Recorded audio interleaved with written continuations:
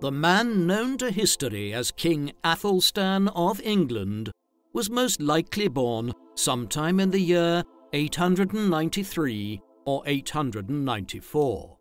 We have no record of his birth, but one of the most important accounts of his life does note that Athelstan was about 30 years of age when he ascended as King of Wessex. This occurred in the summer of 924, so extrapolating from this, Athelstan must have been born around 893, 894, or possibly 895. His name derives from the Germanic words "Aether," meaning noble, and "stan," meaning stone. So Athelstan effectively meant noble stone.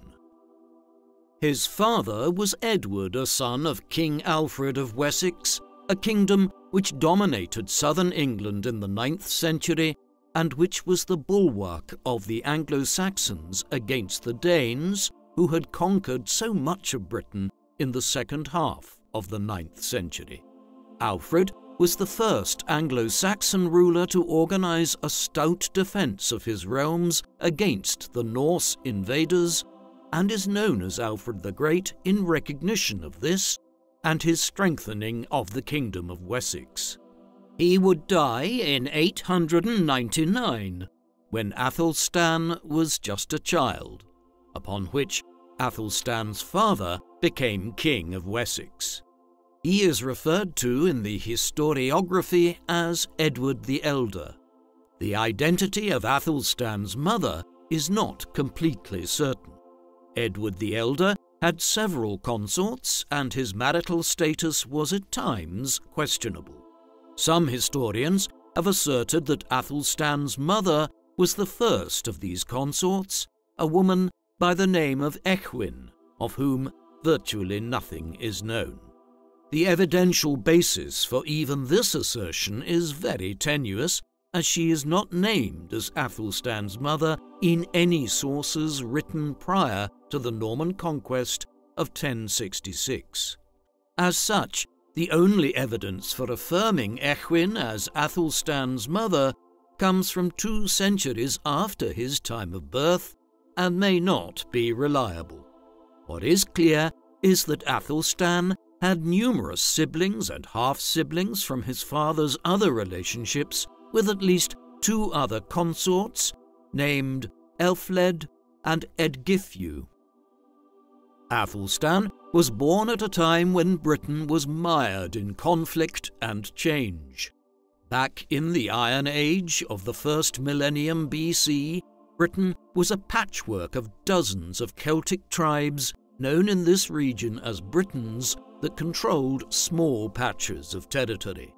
Much of the island had been united under Roman rule from the mid-1st century AD onwards, although the Caledonians of Scotland never succumbed to Roman control.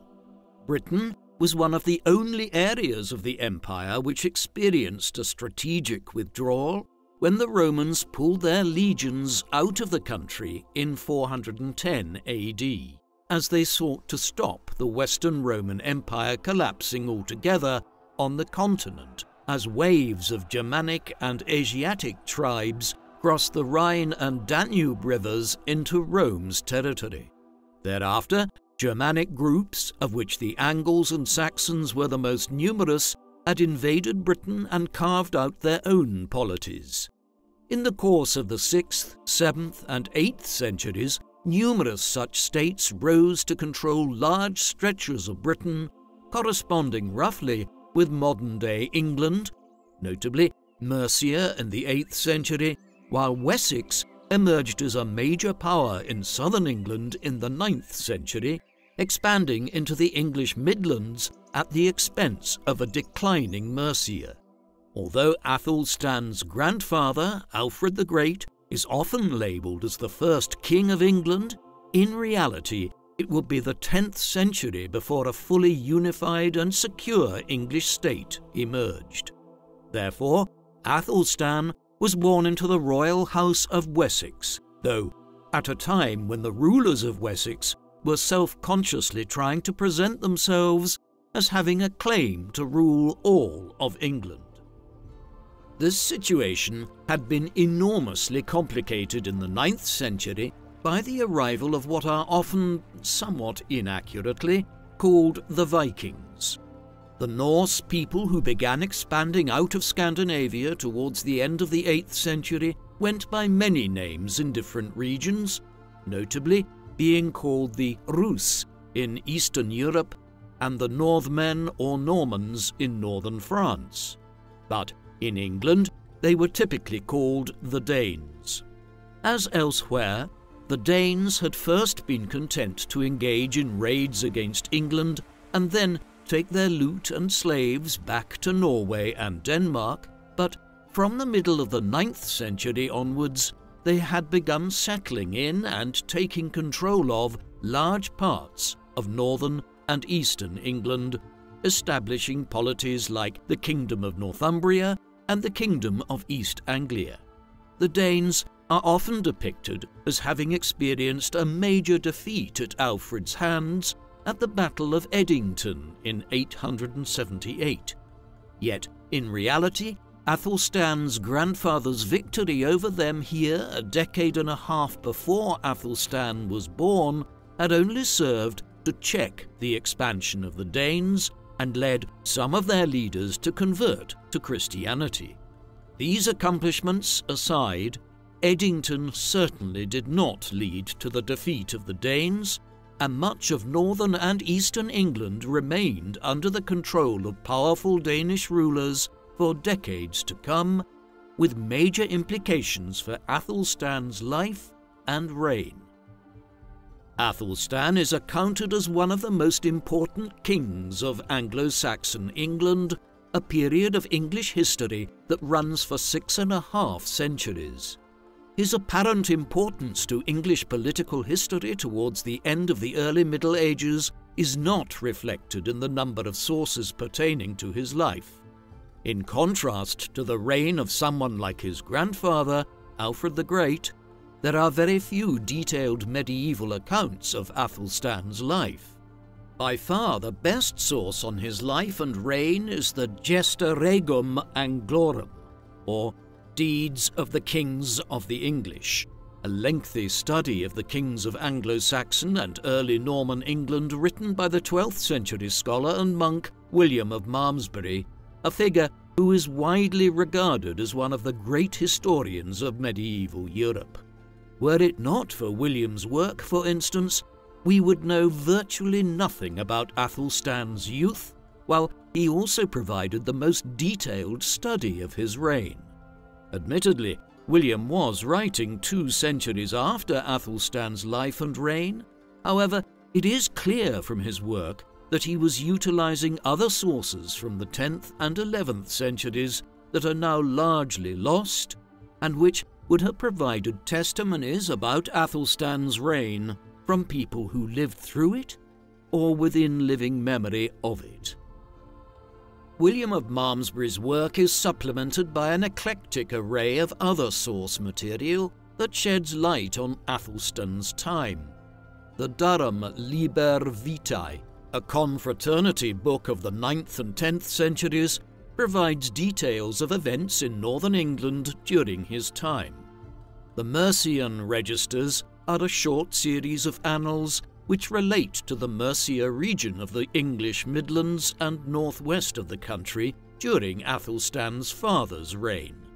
These invariably comment on Athelstan's subsequent time as king and the political background of England in the first half of the 10th century. The Liber Eliensis, or Book of Ely, is a 12th century chronicle of the history of the Ely region in Cambridgeshire between the 7th and 12th centuries, which contains bits and pieces of information on Athelstan, while there is also the material evidence that archaeologists have dug out of the ground over the years and the material culture of coins, relics, and buildings from Athelstan's time that lie in museums and libraries today. Nevertheless, there are still considerable gaps in our knowledge concerning Athelstan, and, as we will see, the greatest battle that he fought, and which has secured his reputation of one of the country's foremost medieval monarchs, is so mysterious in many ways that historians are unclear as to where it was even fought. Indeed, such is the pottered nature of the information available on Athelstan's life and time as king that the first full biographical book on him was only published in 2011, a very peculiar scenario for an English monarch, most of whom have been the subject of dozens of books over the last century or so. Historians were simply reluctant until recent times to try to reconstruct Athelstan's life. Such was the lack of material from which to do so.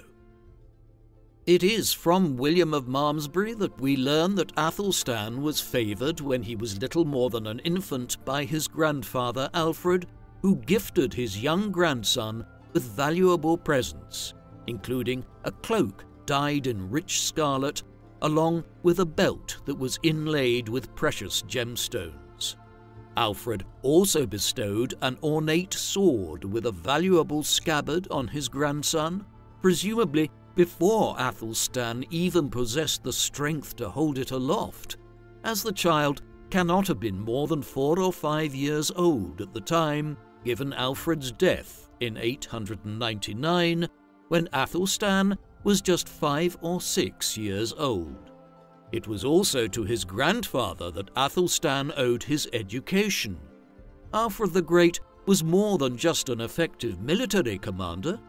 He was also one of England's first scholar kings, and had patronized a court inhabited by some of the finest scholars of the age. It was under some of these, many of them church figures who continued to inhabit the royal households of Alfred's sons and daughters after his own death, that Athelstan learned Latin and other subjects in the late 890s and into the 900s.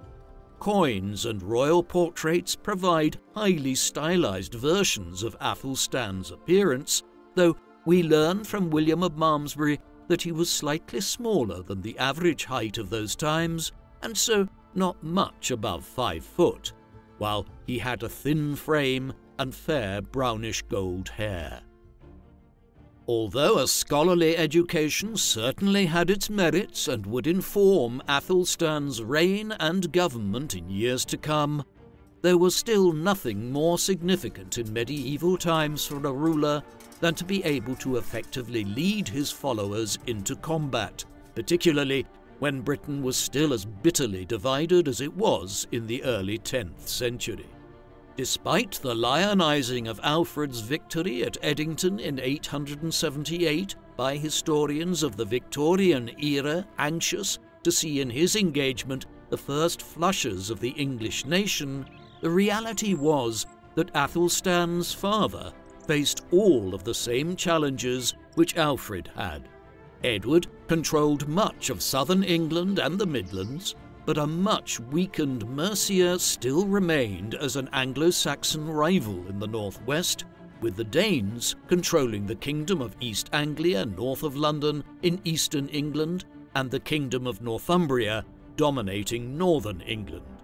What was worse, new bands of Danes were also establishing themselves at points along the southern coast in the English Channel in the 900s and 910s. Edward responded to these threats effectively during his long quarter-of-a-century reign. He managed to root out many of the Danish toeholds in the south, while Mercia was subjugated to a large extent when Athelstan's aunt, Athelfled, became Lady of the Mercians after her husband Ethelred, the Lord of the Mercians, became seriously ill in 909. He died 2 years later. Thereafter, Mercia continued as a client state of Wessex until 918, when it was united with Wessex, though the latter action did lead to the outbreak of some unrest in Mercia amongst the nobility there in the late 910s. This subjugation of Mercia allowed Edward to campaign with some considerable success against the Danes of East Anglia, and in 917 and 918 he conquered and annexed their kingdom. Athelstan served his apprenticeship as a military commander during these wars, campaigning in both East Anglia and Mercia in the 910s, while there is more than a suggestion in the sources, fragmentary as they are, that after his aunt Athelfled died in 918, Athelstan ruled Mercia on behalf of his father. By that time, he was in his mid-20s, a more than suitable age to serve his political apprenticeship. By the early 920s, Wessex was actually in a far stronger position than it had been in Alfred's time, with southern England, London and East Anglia, the Midlands and the East Coast all under Edward's rule. Only the kingdom of Northumbria in the north under the Danish king Sihtric, a ruler who had earlier been king of Dublin and who had extensive connections and allies amongst the Norse of Ireland and the Scots, held out against Wessex's hegemony over England. This was the political environment in which Athelstan would succeed as King of Wessex in 924. King Edward the Elder died on the 17th of July in the year 924, around his 50th year. Like Athelstan and so many other Anglo-Saxon rulers, his date of birth is unknown, and so we cannot be sure of his age at the time of his death. It is not at all certain that Edward had intended for Athelstan to succeed to all of his dominions. It was far more common in the early Middle Ages for kingdoms and lordships to be divided amongst the sons of a ruler when he died, and indeed the Carolingian Empire of Charlemagne, that dominated Western and Central Europe in the early 9th century, had fragmented in the century that followed, owing to its division. It seems possible that Edward had intended that Athelstan would succeed as ruler of Mercia, and that his half-brother, another of Edward's sons, Althwered, would succeed to the Wessex dominions. If this was the favoured arrangement, it never came to fruition, as Althwered conveniently died at Oxford 16 days after Edward under unclear circumstances. That there was perhaps some reluctance to accept Athelstan as ruler over the entirety of Edward's dominions is indicated by the fact that it was September 925, a full 14 months after his father's death, before Athelstan's coronation was held. The delay may have been owing to some opposition to Athelstan, which was drummed up by another of his half-brothers, Adwina, a biological full brother of Elfwered, and a figure who seems to have had a base of support in Winchester, the capital of the Kingdom of Wessex. Athelstan eventually overcame the opposition, but Adwina would remain a rival in years to come. The early years of Athelstan's reign saw him conquer the last independent part of England, the Kingdom of Northumbria, through a combination of diplomacy and military activity. In 926, he met with King Sihtric of Northumbria in the town of Tamworth and agreed a treaty there with him whereby the Norse ruler would marry a sister or half-sister of Athelstan's, whose name is unrecorded. The marriage alliance was accompanied by an agreement concerning the respective borders of Athelstan and Sihtric's kingdoms. When Sihtric died just a year later, Athelstan attempted to claim that the agreement at Tamworth had included a provision for him to succeed as ruler of Northumbria upon Sihtric's death. He faced a challenger, though, when Guthruth, a Norse ruler who had succeeded Sihtric earlier as King of Dublin across the Irish Sea, and who was most likely a brother of Sihtric's, put forward his own claims to Northumbria. Military clashes followed in northern England, in which Athelstan emerged victorious after what seems to have been a relatively minor campaign. Guthruth would continue to pose a threat, though, from across the Irish Sea, and so would his son, Olaf Guthruthsson, after he succeeded him as King of Dublin in later years. In the short term, the victory in 927 and the incorporation of Northumbria into his territories made Athelstan the first Anglo-Saxon ruler to fully unite all of what is now England under his rule. In this sense, it was him, rather than his grandfather, Alfred the Great, or indeed his father, Edward the Elder, who should be considered the first true King of England, though clearly Alfred and Edward had laid the groundwork for the Kingdom of Wessex to unite the country and had aspired to the kingship of all the Anglo-Saxons of England.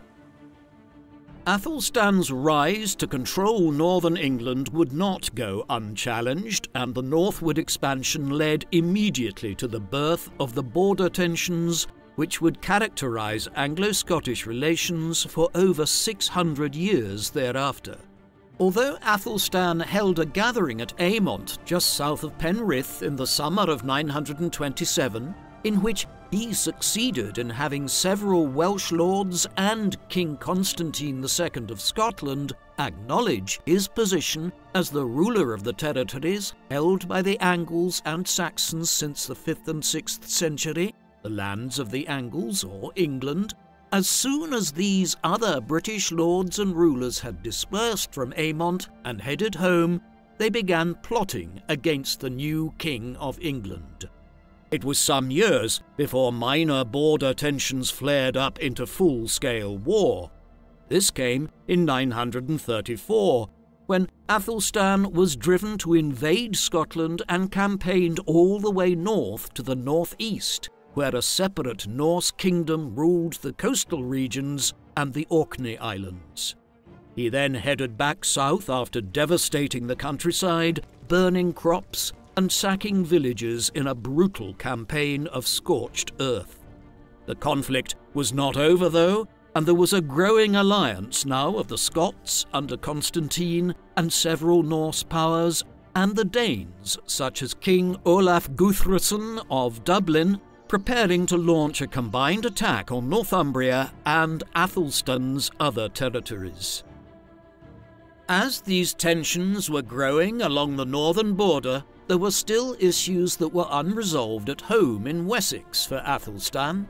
His half-brother, Adwina, had his own base of supporters in Winchester and elsewhere in southern England, ones which had seemingly resisted Athelstan's succession to all of Edward the Elder's dominions back in 924, eventually relenting the following year. Adwina had remained problematic, though, and that he had significant supporters seems clear from the fact that the powerful Bishop of Winchester was frozen out of Athelstan's government in the first years of the reign. Although the dearth of sources for the reign means that we do not know what Adwina was doing in the years that followed, it is surely significant that in 933 he was forced to leave Wessex owing to what a set of French annals called a, quote, disturbance in England. He took ship to leave the country and died thereafter. Later sources claim he was shipwrecked at sea. However, it is now speculated that the cause of his death was rewritten in later years, and that rather than being killed at sea in a storm of some kind, Athelstan actually had his half-brother killed. The timing suggests that Adwina had possibly become a focus of discontent and plotting against Athelstan. Perhaps he had been in contact with Athelstan's enemies in Scotland or across the Irish Sea in Dublin, and the king decided to rid himself permanently of a rival who had been a thorn in his side for many years? It is impossible to know for sure. The threat which the growing alliance of the Scots and Norse lords of Scotland, the Orkneys and the Irish Sea region, posed to Athelstan and his newfound dominance of northern England came to a head in 937 in what must surely rank as one of the most important, but mysterious battles in English political history. Historians agree that the Battle of Brunanburh was every bit as important as Alfred's victory at the Battle of Edington over half a century earlier in establishing a united England broadly under Anglo-Saxon control. For instance, the Annals of Ulster, a lengthy set of Gaelic annals focusing on Ulster in the north of Ireland over a period of 1100 years, though relating events across the Gaelic world including Scotland, refer to Brunanburh as a, quote, great victory for Athelstan and a, quote, lamentable and horrible battle for Gaelic lords like King Constantine of Scotland. As such, it is clear Brunanburh was an era-defining clash. However, nobody knows exactly where it was even fought. Many historians assume, given the identity of the antagonists and the fact that control of Northumbria was the main point of contention, that it occurred somewhere along the modern-day Anglo-Scottish border. Others are not so sure and argue that the clash may have occurred substantially further south towards the English Midlands, around Northampton, or near the modern-day city of Birmingham. The latter argument is quite weak, though, as an Old English poem recounted in the Anglo-Saxon Chronicle, an eclectic compendium of hundreds of years of Anglo-Saxon history, states that the battle took place near the coast or a large river of some kind.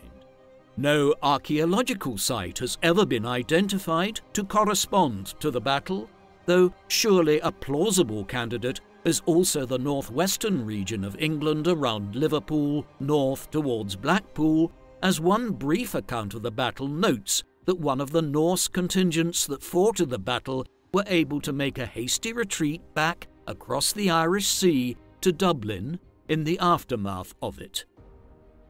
The location of Brunanburh may be contentious, but the result isn't.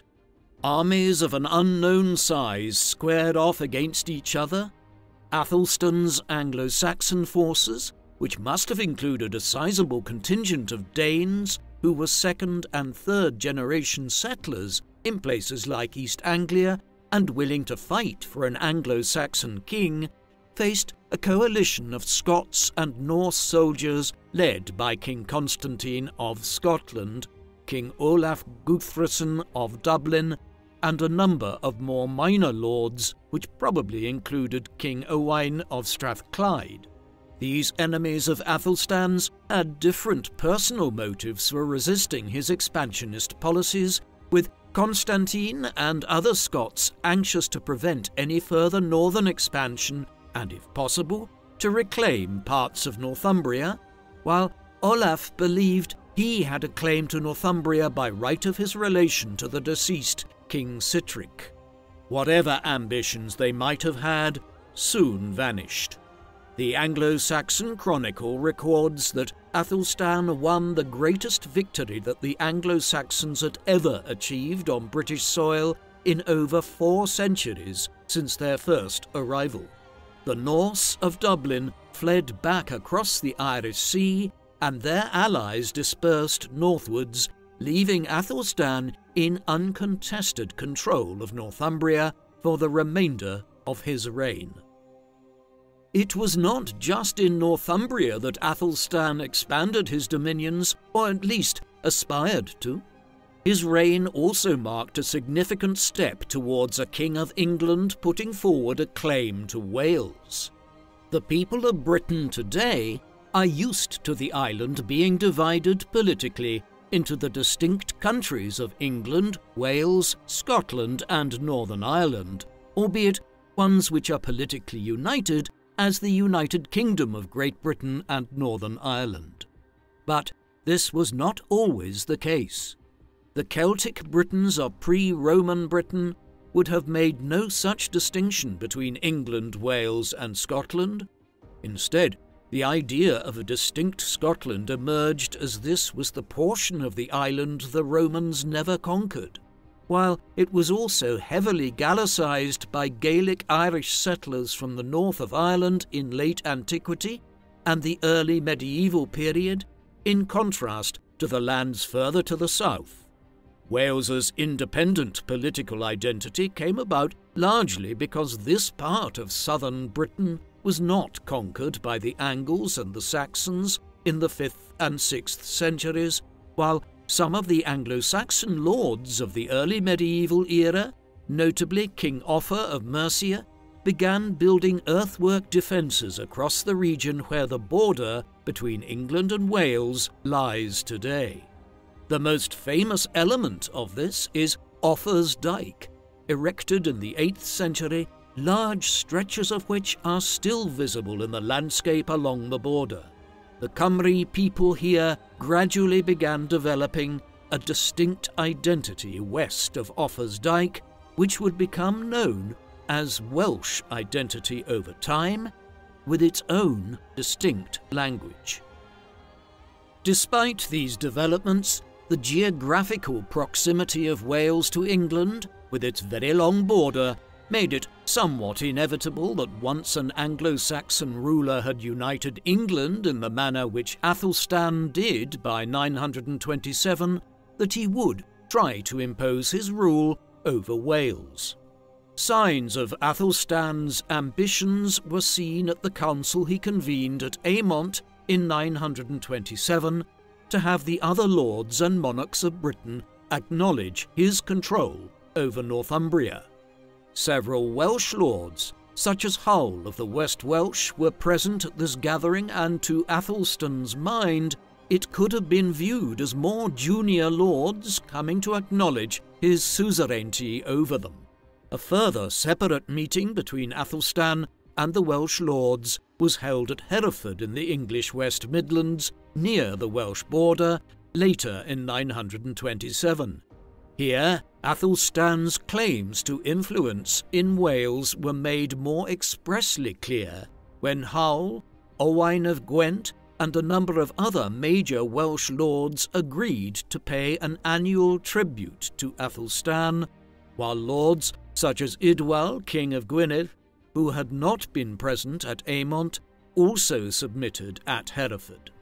Exactly why they did this is unclear, and the lack of source material prevents us from fully determining what happened.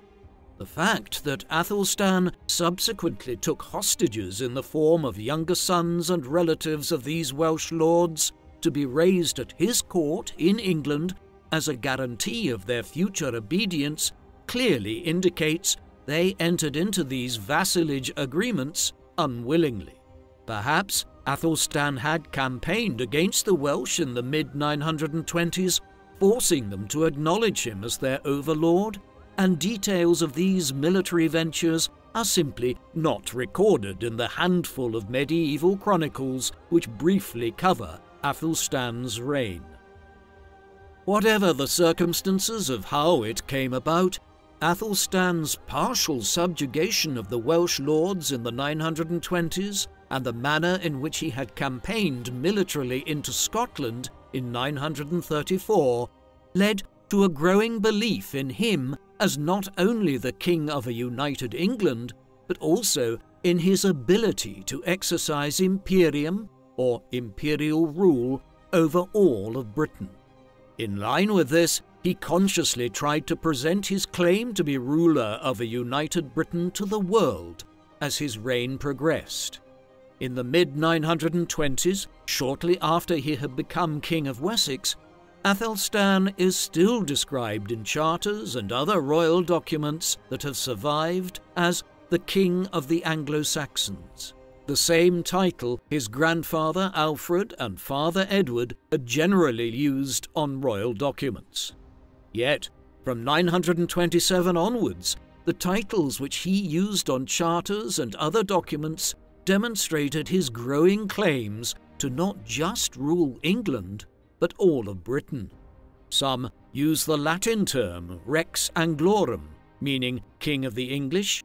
Others go beyond this to use the phrase Rex Totius Britanniae, King of all Britain, though other documents equivocated more, and Athelstan had himself defined in these as King of England and Guardian of Britain, an ambiguous title which acknowledged that he only controlled England, but aspired to exercise a form of imperial rule over the entirety of Britain. This is an enormously important development. The kings of England for centuries to come, particularly so in the late 13th and early 14th centuries, would aspire to universal rule of Britain. There is a direct line between Athelstan's actions in this regard and the reign of King Edward I in the late 13th and early 14th centuries, the English monarch who finally conquered Wales and nearly Scotland as well. There were other distinct new elements to the way Athelstan ruled. He expanded the convening of witans, or councils. These had been used by various Anglo-Saxon monarchs since the 7th century, but they were being more systematically used as a way of governing by Athelstan's time. The size of the witans convened by Athelstan and the frequency with which they met have led some historians to suggest that Athelstan was an important figure in the development of what might be considered to be an embryonic parliament in England. This probably goes too far. The likelihood is that Athelstan and his father Edward before him had simply expanded their dominions so significantly in the 910s and 920s, effectively adding Mercia, East Anglia and Northumbria to the territories, that it was necessary to convene ever larger witans and more frequently in order to hear the grievances of local lords and officials and allay the possibility of regional revolts and disturbances. If the expanded use of witans and royal councils by Athelstan was simply an expediency designed to ensure that the lords of his realms remained peaceful and obedient, there was nothing piecemeal or half-hearted about the manner in which he sought to centralize power at his court in Winchester through the use of legal and administrative instruments. One of the most important elements of this was through the increased use of royal charters. Royal charters had been used throughout Anglo-Saxon history, but in contrast to the general lack of histories and chronicles on Athelstan, there was a pronounced increase during his reign in the number of royal charters that were issued. Furthermore, studies of these have identified clear literary connections in terms of how they were being composed, and that they must have been the work of a handful of anonymous scribes who were employed by Athelstan at Winchester over a period of years, pointing towards a growing chancery or embryonic civil service of a kind at the court there. Similarly, while coins had been issued by Athelstan's Anglo-Saxon predecessors in Wessex, Mercia and elsewhere in England for centuries, Athelstan was a master of their use for political purposes. It was from the coins that Englishmen and women used for trade and commerce in the 930s that they read the words Rex Totius Britanniae, King of all Britain, next to the side profile image of Athelstan, telling the king's subjects that he now aspired to the rule of all of Britain. Few people would have been literate enough to understand the words themselves, however, their meaning would have been shared by those who could. The charters that were being issued by Athelstan's government point towards his concern for a wide range of legal issues that were facing England in a time of growing government activity. For instance, the Ordinance of Dunseat was issued to regulate legal jurisdictions along the border with Wales, while there were also a wide range of laws on local issues for regions like London and Kent issued in Athelstan's name. A sign that government was expanding and its range of concerns growing greater was seen in the issuance of an ordinance on charities which sought to regulate the manner in which poor relief was offered by the religious houses and other institutions. Some of this legislation when it came to things like the laws around theft and the collection of local taxes, would influence English law for centuries to come. It is understood that the Archbishop of Canterbury, Wulfhelm, may have been the intellectual driving force behind some of these new pieces of legislation. Nevertheless, the fact that Athelstan was willing to champion them and introduce them as new laws during his reign attests to his dynamism as a ruler. As much as these developments point towards a more centralized and powerful state developing under Athelstan, the reality was that any early medieval kingdom had only limited abilities to exercise control over a large state stretching from Northumbria in the north to the English Channel in the south, and from Cornwall in the west to the Wash on the North Sea on the east coast. Athelstan consequently had to rule through a number of powerful local lords known in Anglo-Saxon England as ealdormen, from which the modern municipal title of alderman derives. Some of these ealdormen could be immensely powerful figures who effectively ruled their localities on behalf of the king. It would be premature to describe Athelstan as ruling over a feudal lordship. That would only come later through Norman culture, but it is necessary to note that Athelstan, as powerful and significant a monarch as he was not an autocratic king in the shape of a 17th or 18th century ruler of an absolutist monarchy like France or Russia. He was always reliant on close relations with figures like the ealdormen to retain control over such a large kingdom as the one he had built by the 930s. While unfortunately we know very little about Athelstan's personal life and the nuances of his character, we do know that he had a more cosmopolitan outlook than his predecessors. Athelstan was the first Anglo-Saxon ruler to develop a foreign policy which purposefully sought to develop ties between the royal house of England and some of the leading royal lines and noble households of continental Europe. He did so by organizing a series of marriages between his extended family members and other European rulers. For instance, in 926, he received an embassy from France which proposed a marriage alliance between Hugh of Neustria and Athelstan's half-sister Edhild. The marriage alliance that was negotiated included the gifting of several holy relics to Athelstan, the collection of which was a personal obsession of Athelstan's.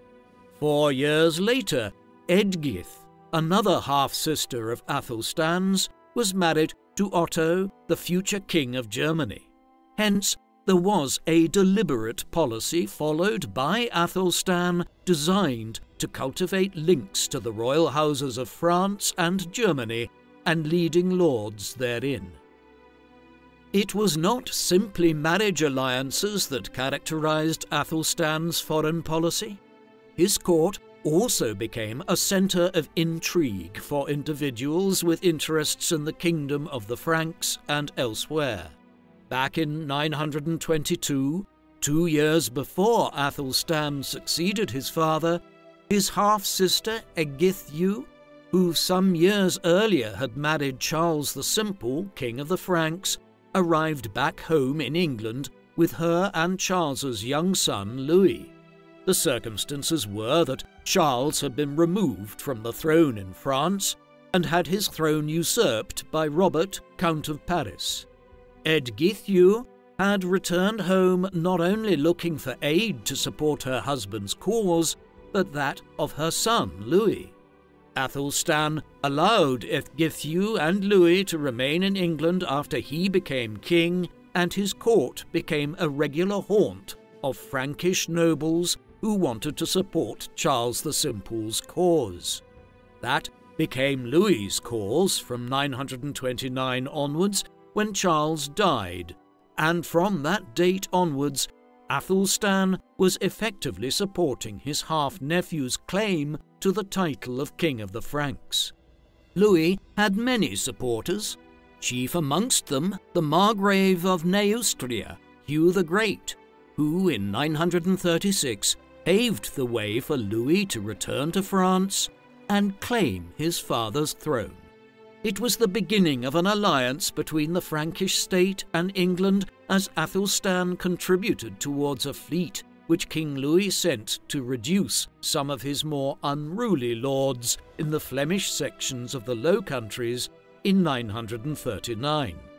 Other visitors to Athelstan's court in the 930s from the continent included lords of northern France who were being displaced by the Norse settlers there, in a portent of England's future issues with the Normans across the English Channel. Athelstan's foreign policy when it came to the monarchies and states of continental Europe centred on marriage alliances, and these entirely revolved around his half-siblings and their offspring. This was because Athelstan did not marry himself. Nor is there any evidence that he entered into concerted marriage negotiations at any time, and he was clearly an intentional bachelor. Most historians of late Anglo-Saxon England agree that Athelstan's decision not to marry was owing to his clear religious piety and a desire to remain celibate. The various chronicles and annals mention that he was unusually religious, and this accounts for his not marrying. He almost certainly didn't have any children out of wedlock either, although there is one curious stray reference in the Book of Ely to Ely Cathedral as having received gifts and a financial bequest of some kind from a daughter of Athelstan's. The most likely explanation for this erroneous statement is that the compiler of the book, which was produced in the 12th century, some 200 years after Athelstan's time, mistook one of his half-sisters or a niece for the king's daughter. Athelstan's religious fervour was symptomatic of an era of growing Christianity in England. This was part of a religious reform movement which had begun under Athelstan's grandfather and which continued into the 10th century, part of which was owing to a strand of thought known as millenarianism, which perceived that the approach of the year 1000, the millennium anniversary of Jesus' birth, might augur the second coming of Christ. Athelstan's religiosity led him to patronizing numerous monastic abbeys and institutions. For instance, he founded new abbeys, those of Milton Abbas in Dorsetshire and Michelney in Somersetshire being the most prominent. Other existing religious houses that benefited from his largesse included Malmesbury Abbey. Given that the main chronicler of his reign, William of Malmesbury, was a monk here 2 centuries later, we need to bear in mind that William might have been inclined to present an overly positive account of Athelstan in his portrayal of the king and his accomplishments as a monarch who had patronized Malmesbury Abbey. More broadly, Athelstan was at the centre of the Benedictine reform movement of the 10th century, one which sought to revitalize the Benedictine order that dominated monasticism in early medieval Europe, but which was perceived as having become overly worldly and materialistic by the 10th century. Athelstan and other monarchs of the time called for a return to a strict adherence of the 6th century rule of St. Benedict, a guidebook which laid down clear strictures concerning monastic behavior and observances. One of the most curious elements of Athelstan's reign and character, and one which was intimately connected to his religious piety, was his role as a relic collector. His interest in collecting ornaments which were associated with saints, and even with Christ himself, was so great that it was known internationally. William of Malmesbury tells us about a letter which he claims to have seen from the prior of an abbey in Brittany in northwestern France, written to Athelstan in which he noted his awareness that relics were, quote, dearer to you than all earthly substances. This is confirmed by other sources which note that Athelstan hired individuals whom he sent to travel around continental Europe in search of religious relics that could be acquired and brought home to England. Some of the figures involved were leading clerics, including the Bishop of Worcester, Kenwald, who visited Germany on business of this kind. Amongst the most famous of the relics believed to have been acquired were the Holy Lance, or Spear of Destiny, the weapon which was said to have been used to pierce the side of Jesus crucified on the cross by a Roman soldier who wanted to confirm that he was, in fact, dead, as well as the sword of Constantine, a blade which was believed to have had pieces of the true cross embedded into the hilt. The authenticity of such relics is, of course, dubious. There were many different versions of the Holy Lance floating around Europe in medieval times, and enough pieces of the true cross to have made up a small forest. These two relics were allegedly deposited at Malmesbury Abbey, where they acted as major attractions for religious tourists and pilgrims, while other churches and abbeys received equally peculiar relics acquired by Athelstan, including the alleged arm and crozier of St. Samson, who was believed to have played a prominent role in Christianizing Brittany, Cornwall, and parts of Wales in the late 5th and early 6th centuries. Following in the footsteps of his grandfather Alfred, Athelstan patronized the development of a learned court where scholarship played an important role. All of this followed in the vein of the Carolingian Renaissance, a movement fostered by Emperor Charlemagne at his court in Aachen in western Germany in the 790s and 800s, when he had sought to restore learning and the arts in a way not seen since the demise of the Roman Empire. While England was not yet producing indigenous scholars of the likes of William of Malmesbury, who in the 12th century was believed by some to be one of the most learned men in Christendom, Athelstan's court did become a haven of expatriates from Europe who came to write and work at Winchester, evidently being offered generous terms by the English king to relocate. The fragmentary details of them indicate, based on their names alone, that several were Germans, though some were also Norse, notably the Icelandic poet Egill Skallagrimsson, who must have visited England at least briefly, as a few lines of a poem he wrote in praise of Athelstan have survived. The most accomplished of all the scholars who came to Athelstan's court was undoubtedly Israel the grammarian, a figure of shadowy origins who may have hailed from Ireland, France, or Germany, but who had spent many years at Rome establishing himself as one of the foremost scholars of 10th century Europe. A polymath who dabbled in poetry, philosophy, religious commentary, literature, and even wrote a treatise on an obscure medieval board game called the Game of the Gospels, he was one of the few individuals at that time in Europe who was an accomplished Greek scholar and knowledgeable of the Greek religious philosophy called Neoplatonism, a movement which had emerged in late antiquity and which in many ways influenced the early Christian church.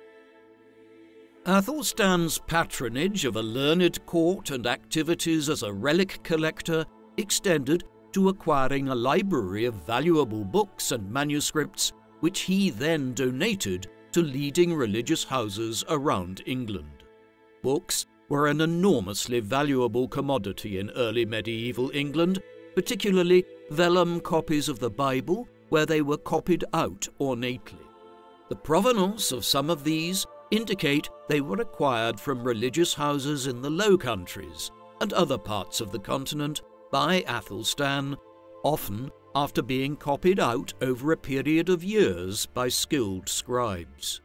A common theme running through several of the manuscripts associated with Athelstan is that they featured stories of St. Cuthbert, or dedications to the saint.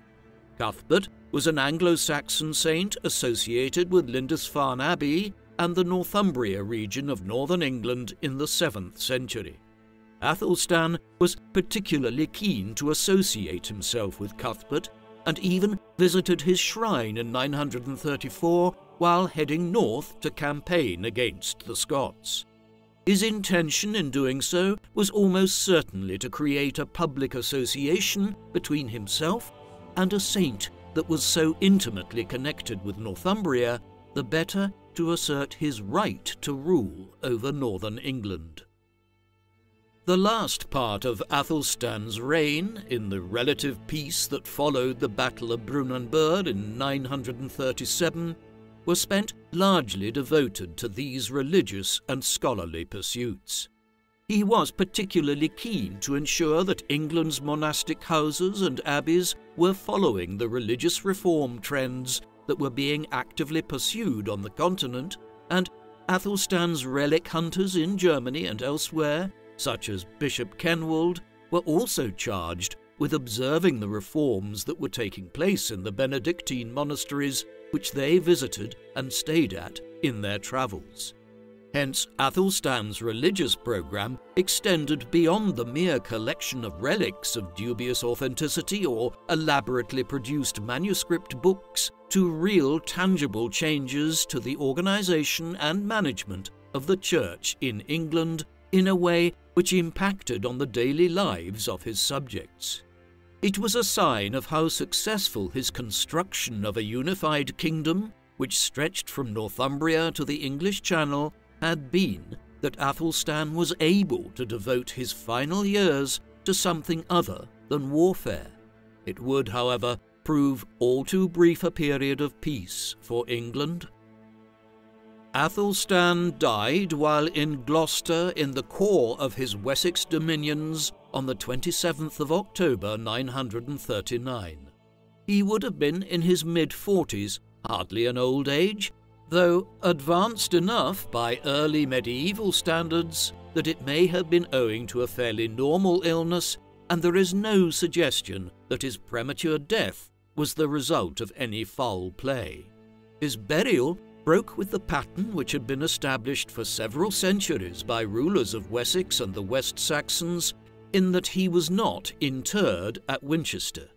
This was the old capital of Wessex and the royal centre where most kings have been buried for several centuries, and where the remains of many are still found in bone chests today, lying on top of stone screens just above the main nave of the cathedral. Instead, Athelstan was laid to rest at Malmesbury Abbey in Wiltshire. He may have been seeking to break with the traditions of his ancestors who had been rulers of Wessex and to establish a new tradition for the kings of a united England. William of Malmesbury provides an unusually detailed account of his burial, no doubt enthused by Athelstan's patronage of the abbey he himself was a monk at 2 centuries later, describing how the many relics which Athelstan had acquired during his reign were carried before his coffin as he was entombed at Malmesbury, while many funerary goods of gold and silver were laid to rest with him. Athelstan's death cast open the succession question. As he had grown older and not married or had children, this had become more and more pressing, and a general consensus had developed around a favoured candidate, despite the fact that with many half-siblings, nephews and cousins, there were numerous potential candidates. The figure who was chosen from amongst these was Athelstan's half-brother Edmund, or Edmund, born to Edward the Elder and his younger consort Edgifew. Born around 920, Edmund was old enough by 939 to be able to assume the throne uncontested. The change of monarchs presented an opportunity for Olaf Guthrusen of Dublin who, despite the setback at Brunanburh 2 years earlier, retained ambitions to claim control of Northumbria and crossed to northern England to assert control over the region when news arrived to him of Athelstan's death. Hence, despite Athelstan's best efforts, Northumbria quickly fell out of the control of the Anglo-Saxons following his death and would only be reclaimed gradually in the 940s. The events immediately following Athelstan's death highlight the fluctuating nature of the politics of England over the century that followed. A strong ruler like Athelstan could unite England under his rule, but once strong, centralised Anglo-Saxon kingship disappeared, there were always Scottish, Welsh, and Norse or Danish elements willing to take advantage of the situation. Such was the case in the mid-950s, when the kingdom was divided between Edmund's sons, Edwig and Edgar. Decades of internal struggles in the second half of the 10th century allowed for a resurgence of the Danes in England, and by the early 11th century, new contenders had arisen to rule England, some hailing directly from either Denmark or Norway. Indeed, such was the ongoing nature of the Danish influence over Britain that in 1016, a young Danish warlord by the name of Canute or Cnut was able to establish himself as King of England. He subsequently succeeded to the thrones of Denmark and Norway in 1018 and 1028, making England just one piece of a composite North Sea empire. All of this points to the fact that while Athelstan was able to unite England for a time under Anglo-Saxon rule, the threat posed by the Danes and other Norse groups never fully subsided until the Norman conquest of England from 1066 onwards brought a unifying power to the country. When it did, they were also Norse to a large extent. The Normans might have come to England from northern France, but they were ultimately the descendants of Vikings who had settled along the lower reaches of the River Seine in the late 9th and early 10th centuries, right around the time that Athelstan was growing up and preparing to succeed his father. There is no denying that King Athelstan was one of the most important early rulers of England. Along with his grandfather Alfred the Great and his father Edward the Elder, he was part of the critical process between the mid-9th and the mid-10th centuries whereby the Kingdom of Wessex in the south of England united modern-day England under Anglo-Saxon rule by conquering Mercia, the Kingdom of East Anglia, and the Kingdom of Northumbria. He achieved this largely by 927, and then confirmed his control of the north of England through victory in the decisive Battle of Brunanburh in 937, a reign-defining military clash which we have surprisingly few details about. And he wasn't vital just in terms of unifying England and having a claim to being the first true king of England. He also laid down immediately upon uniting England the claims to universal rule over Britain, which the kings of England would exercise for centuries to come, seeking to overawe the Welsh lords in a manner which prefigured the English conquest of Wales in the High Middle Ages and claiming a British imperium over Scotland. Further afield still, he began the process whereby England entered into marriage alliances and dynastic relationships which would create entanglements between England and countries like France in centuries to come, while domestically he laid down the roots of the creation of England into the most centralized and effectively administered kingdom in Western Europe by the 12th and 13th centuries. In short, while we are frustratingly hampered by a lack of detailed sources for Athelstan's life and reign, there is no denying from what we do know about him that Athelstan was one of the most important Anglo-Saxon monarchs in England prior to the Norman conquest. What do you think of Athelstan? Is he one of England's underappreciated kings only because so few sources for him have survived, or due to a lack of significant accomplishments as monarch? Please let us know in the comment section. And in the meantime, thank you very much for watching.